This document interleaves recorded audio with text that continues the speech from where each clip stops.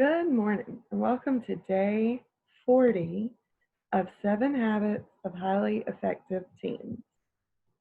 So, our last lesson was our baby steps, and you had quite a few things that we wanted to do or take a look at over the last few days.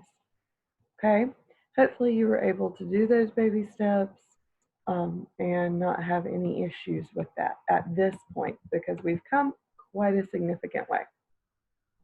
So, habit 6, synergize the highway. Okay, alone we can do so little, together we can do so much. That's a quote from Helen Keller.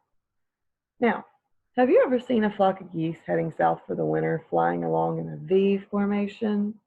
Scientists have learned some amazing things about why they fly that way. By flying in formation, the whole flock can fly 71% farther than if each bird flew alone. When a goose flaps its wings, it creates an updraft for the goose that follows. As the lead goose gets tired, he will rotate to the back of the V and allow another goose to take the lead position. The geese in the back honk to encourage those in the front. Whenever a goose falls out of formation, it immediately feels the resistance of trying to fly alone and quickly gets back into formation. Finally, when one of the geese gets sick or is wounded and falls out of formation, two geese will follow it down to help and protect it. They will stay with the injured goose until it is better or dies, then will join a new formation or create their own to catch up with the group. Smart birds, those geese. By sharing in each other's draft, taking turns in the lead position, honking encouragement to each other, staying in formation, and watching out for the wounded, they accomplish so much more than if each bird flew solo. It makes me wonder if they took a class in Habit 6, Synergize. So, what does synergize mean?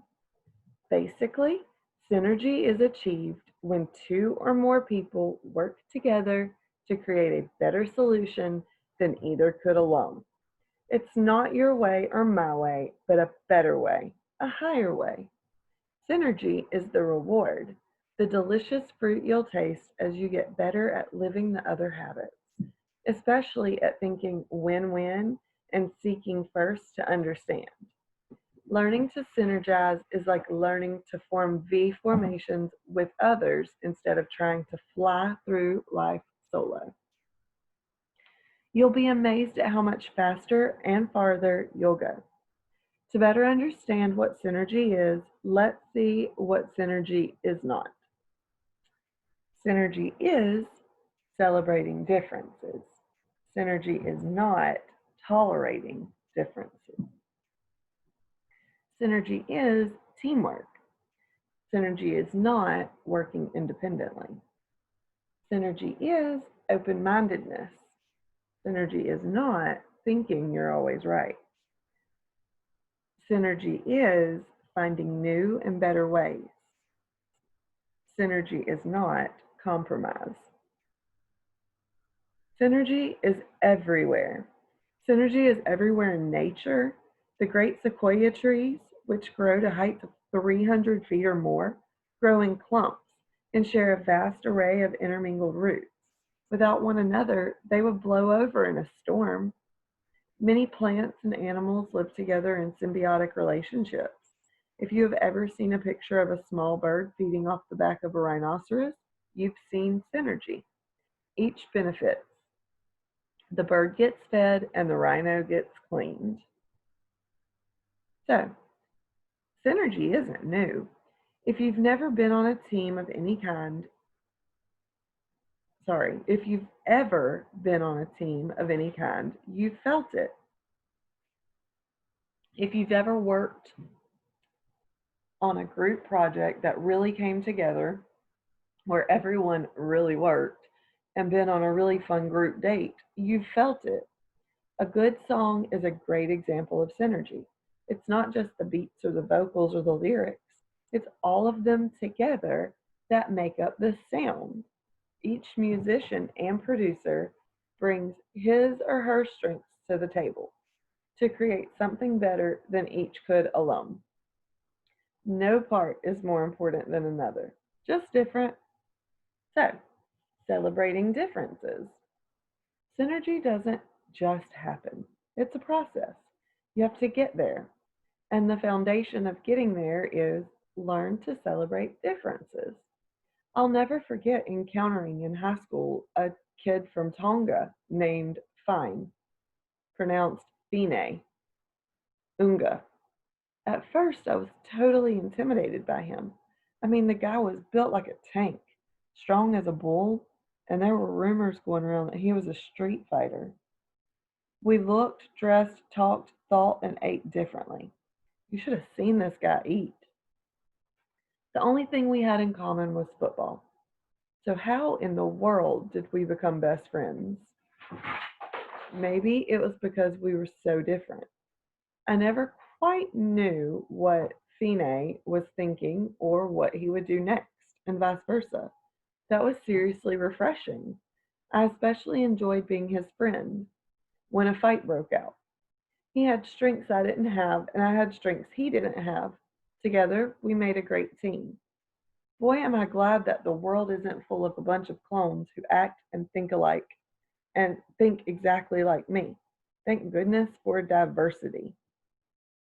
The word diversity usually calls to mind racial and gender differences, but there's so much more to it.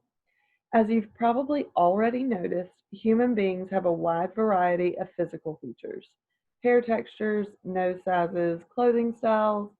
There are also endless differences in language, wealth, family backgrounds, religious backgrounds, lifestyle, education, interests, skills, age, and on and on and on. And as Dr. Seuss said in One Fish, Two Fish, Red Fish, Blue Fish, we see them come, we see them go. Some are fast and some are slow. Some are high and some are low. Not one of them is like another. Don't ask us why. Go ask your mother. The world is a great melting pot of cultures, races, religions, and ideas. Since this diversity around you is always expanding, you've got an important decision to make regarding how you're going to handle it. There are three possible approaches you can take. Level one, shun diversity. Level two, tolerate diversity. Level three, celebrate diversity. So, the shunner's profile. Shunners are afraid, sometimes even scared to death, of differences. It disturbs them that someone may have a different skin color, worship a different god, or wear a different brand of jeans than they do, because they're convinced their way is the best, right, or only way. They enjoy ridiculing those who are different, all the while believing that they are saving the world from some terrible pestilence. They won't hesitate to get physical about it if they have to, and will often join gangs, cliques, or anti groups because, as we've mentioned, there's strength in numbers. So, this is a little cartoon from Garfield in 1981.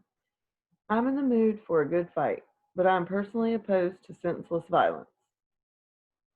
Punts Odie. That's for not being a cat. Wow. Okay. The tolerators profile. Tolerators believe that everyone has the right to be different. They don't shun diversity, but they don't embrace it either. Their motto is you keep to yourself and I'll keep to myself. You do your thing and let me do mine.